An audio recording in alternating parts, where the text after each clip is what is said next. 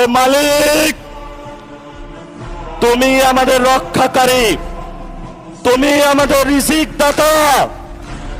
যারা এই বাংলাদেশে জনগণ 17 বছর অপেক্ষা করেছিল, আমাদের অধিকার ছিনিয়ে নিয়েছে, হত্যাকারীর মাধ্যমে ভাইদেরকে হত্যা করেছে।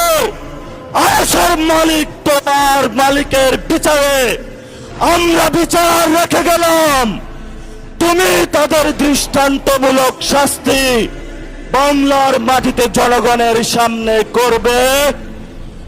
আমরা আজকে তোমার মসজিদের সামনে বিচার রেখে গেলাম।